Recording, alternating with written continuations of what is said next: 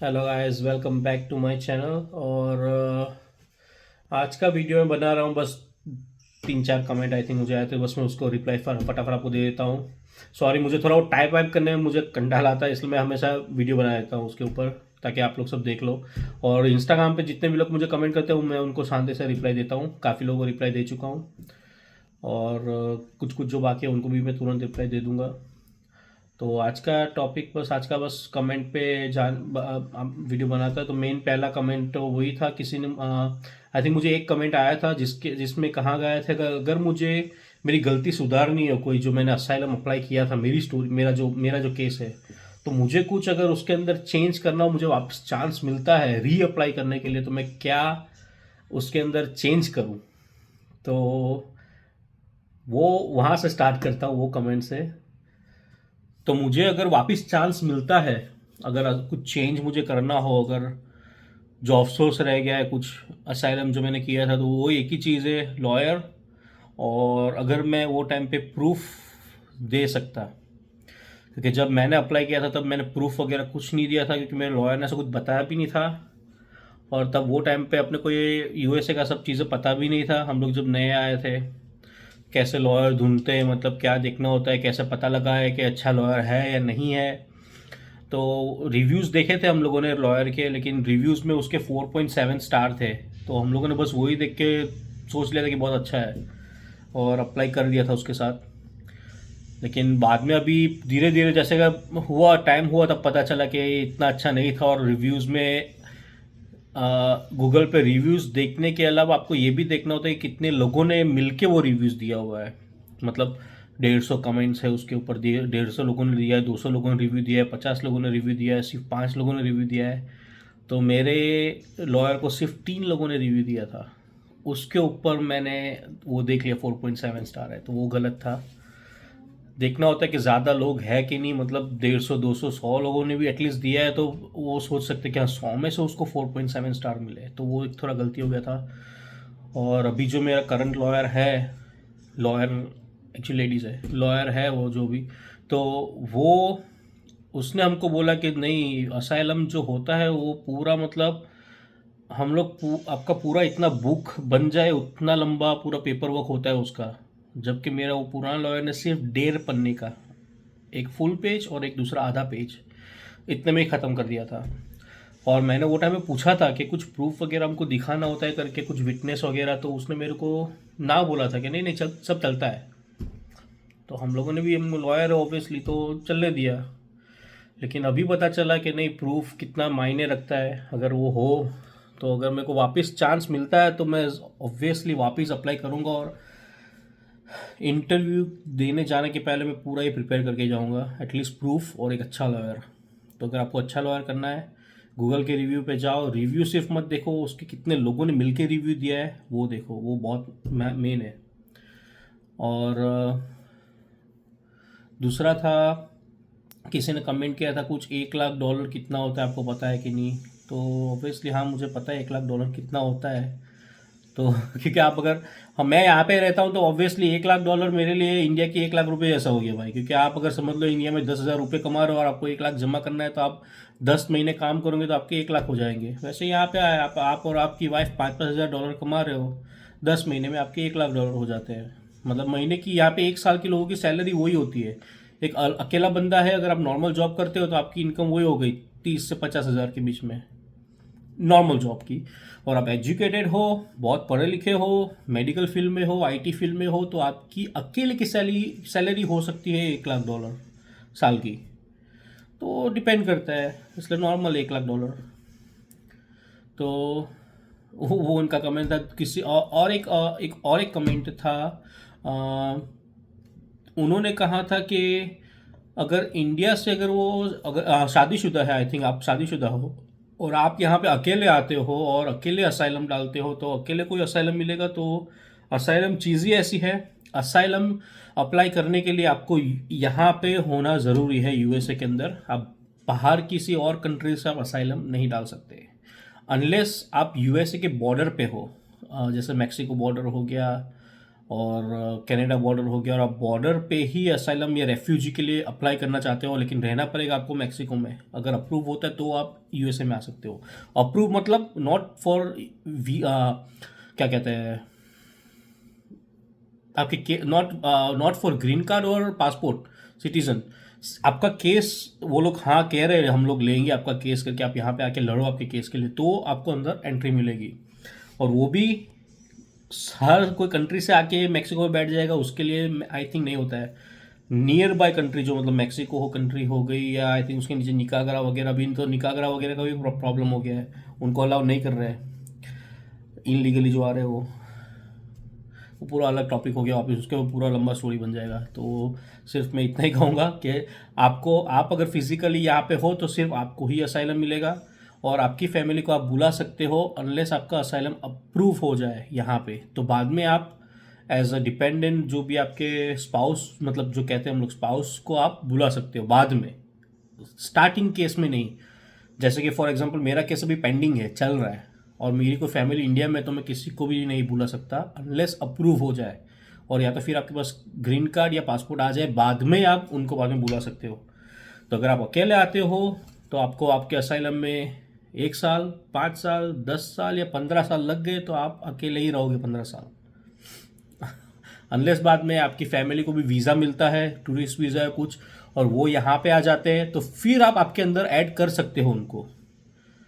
Okay, तो अगर उन एक बार यहाँ पे आ गए तो बाद में उनको आप ऐड कर सकते हो, तो वो कोई दिक्कत नहीं है। लेकिन यहाँ पे नहीं है तो कुछ नहीं हो सकता, तो सिर्फ आपको ही होगा जो यहाँ पे होगा। और दूसरा भी एक कमेंट था, प्रूफ के लिए कुछ कमेंट था कि मतलब असाइलम के लिए प्रूफ क्या होता है, क्या चीज़ होती है जो प्रूफ, मतलब क्या प्रूफ दिखाए। तो प्रूफ बेसिकली विटनेस हो गए। अगर आप यूएसए के अंदर हो, आपने असाइलम डाला हुआ है और आपका कोई रिलेटिव है यहाँ पे यूएसए के अंदर, रिलेटिव मतलब दोस्त भी है हो या कुछ कोई भी हो आपका यहाँ पे यूएसए के अंदर, तो वो आपका विटनेस बन सकता है आपकी स्टोरी के ऊपर कि आपने जो भी आपका प्रॉब्लम हो इंडिया में या पाकिस्तान में या कहीं पे भी, और आपके रिलेटिव आप एज अ विटनेस आ सकते हैं कि हाँ हमें पता है इनके साथ ऐसा हुआ था करके, तो वो एक विटनेस हो गया। और अगर इंडिया में हो या पाकिस्तान से हो तो वहाँ से आपको वहाँ का जो विटनेस होगा, आप वहाँ से विटनेस का कैसे गवाही देगा, तो वो होता है स्टैम्प पेपर पे। तो वहाँ के विटनेस वहाँ के स्टैम्प पेपर पे अपनी गवाही दे सकता है, और कोई मतलब जो भी लॉयर की उसका स्टैम्प वगैरह दे के वो आप यहाँ पे लेके आ सकते हो। वो एक प्रूफ ऑफ फिटनेस हो गया, वो जितने भी हो बाद में 5-10 स्टैम्प पेपर आपके 10 विटनेस हो तो वो प्रूफ हो गया। या तो आपने पुलिस के खिलाफ ही पुलिस कंप्लेन की है और आपको पॉलिटिकली केस है, और आपने पॉलिटिशियन के अलावा कोई किसी के ऊपर आपने केस किया हुआ हो, तो वो जो केस की जो कॉपी होती है जो आपने किसी के ऊपर मतलब किया हुआ है केस, तो वो ये सब सारे प्रूफ हो गए। और अगर आप कोई सेलिब्रिटी हो तो ऑब्वियसली टीवी के ऊपर या न्यूज़ के ऊपर ही आपके लिए इतना कुछ चल रहा है, तो वो भी एक प्रूफ हो गया। तो ये सब बेसिकली सारे प्रूफ होते हैं और विटनेसेस होते हैं। तो ये यही आपको दिखाना होता है यहाँ पे आके, और बाद में आपको इमिग्रेशन ऑफिस में, या तो फिर इमिग्रेशन में नहीं होता है तो फिर जज को आपको मनाना पड़ता है बस। और एक और चीज़ था, किसी ने कहा था कि अगर मैं वहाँ पे असाइलम डालता हूँ और रिजेक्ट हो गया तो कैसे, मतलब क्या होता है। तो रिजेक्ट मतलब मैंने बहुत सारे वीडियो में कहा ये कि इमिग्रेशन ऑफिसर आपको रिजेक्ट नहीं करता है। जैसे आप असाइलम अप्लाई करते हो, असाइलम की आपका जो डेट आती है इंटरव्यू के लिए इमिग्रेशन ऑफिसर के साथ, तो इमिग्रेशन ऑफिसर आपका इंटरव्यू लेगा, सब कुछ आपने प्रूफ भी दिखा दिया, सब कुछ दिखा दिया, फिर भी अगर वो कन्विंस नहीं है आपकी बातों से, आपकी स्टोरी से, आपके प्रूफ से, तो वो आपको गेट आउट नहीं कर सकता है कि आप यहाँ वहीं से निकल जाओ। हाँ, अनलेस आपके पास लॉयर नहीं है तो शायद आपको भेज भी दो तो कौन रोकेगा। तो लॉयर हमेशा रखना।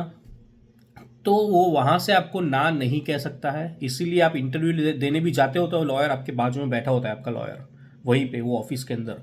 हाँ, वो बीच में कुछ बोल नहीं सकता, लेकिन लॉयर आपके साथ होगा वहाँ पे। और अगर बाय चांस इंटरव्यू में आप पास नहीं होते हो तो वो आपको निकालेगा नहीं, सिर्फ उसका डिसीजन एक पेपर पे आपको देगा। इंटरव्यू के 12-15 दिन के बाद आपको वापस वही ऑफिस पे जाना होता है उसका आपका नतीजा के लिए, आपका डिसीजन लेने के लिए। तो उसके लेटर में लिखा होता है या तो फिर अप्रूव वो जो आपको देगी वही बोल देगी, अगर अप्रूव है तो कॉन्ग्रेचुलेशंस बोल देगी, यू आर अप्रूव्ड।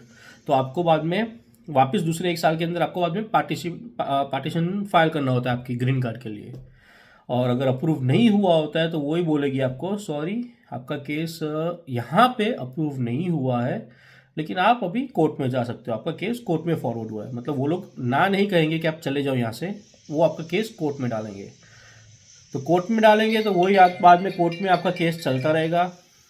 आज कोर्ट में गए, मतलब 1 साल के बाद शायद कोर्ट में आपकी डेट होगी। जो पहली डेट होगी वो जस्ट नॉर्मल हियरिंग होगी, उसमें आपका जो जज रहेगा वो आपको सिर्फ पूछेगा कि आप रेडी हो आपकी केस के लिए। तो अगर आप रेडी हो तो वो आपको वापस दूसरी डेट देगा। वो पूछेगा भी आपके लॉयर को कि आपको अभी की कोई रिसेंट डेट चाहिए कि यार अभी आप और अभी काम कर रहे हो आपकी केस के ऊपर। तो लॉयर, अगर आपका लॉयर ऐसा कहता है कि नहीं हमको और थोड़ा टाइम चाहिए प्रूफ वगैरह जमा करने के लिए, तो जज बोलेगा ठीक है 2 साल के बाद आ जाओ। या तो आपके पास लॉयर नहीं है, बाय चांस अगर समझ लो आपके पास लॉयर नहीं है और आपका कोर्ट का पहला ही कोर्ट का डेट आ गया और आपको लॉयर चेंज करना है, तो बगैर लॉयर के भी आपको पहले हियरिंग में जाना, छोड़ना मत, आपको जाना होता है। जज को बोलना होता है कि मेरा लॉयर के साथ ऐसा ऐसा हो गया, वो थोड़ा प्रॉब्लमेटिक था, वो बराबर नहीं केस हैंडल कर रहा है, तो मुझे लॉयर चेंज करना है, लास्ट टाइम पे वो मुझे छोड़ दिया, तो बस थोड़ा टाइम दो तो मैं लॉयर भी ढूंढ लूँ और बाद में आपको पूरा उसका डिटेल भी में हम लोग दे देंगे, वो आपसे कांटेक्ट कर देगा करके उसको बताओ।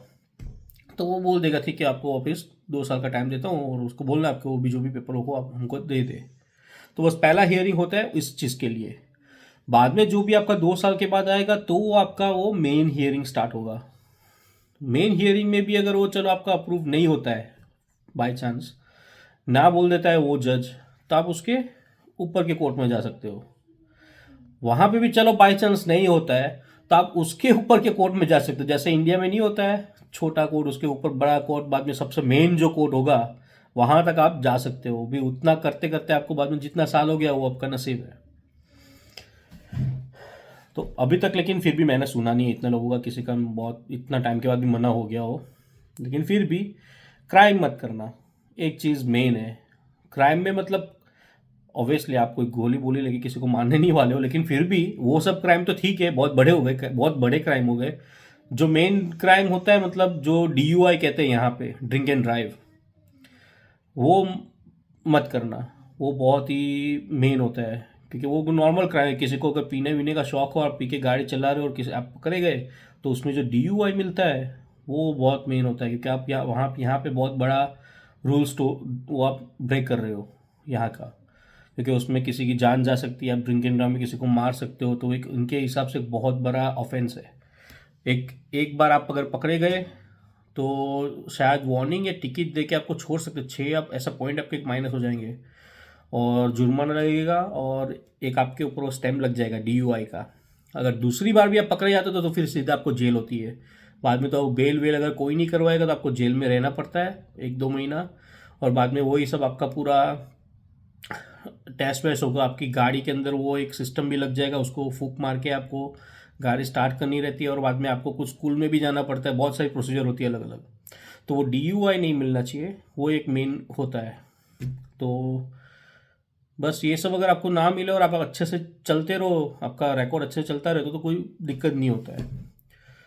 तो बस यही प्रूफ वगैरह ये सब चीज़ों में बस ये एक था, इतने ही बस मुझे कमेंट आए थे, और बस और भी कोई कमेंट हो तो ज़रूर कीजिएगा। आई नो काफ़ी लोगों ने मुझे इंस्टाग्राम पे भी मुझे कमेंट किया है, तो मैं काफ़ी लोगों को तो रिप्लाई कर चुका हूँ, और भी अगर है कमेंट आई थिंक तो मैं उनको भी जल्दी रिप्लाई कर दूंगा।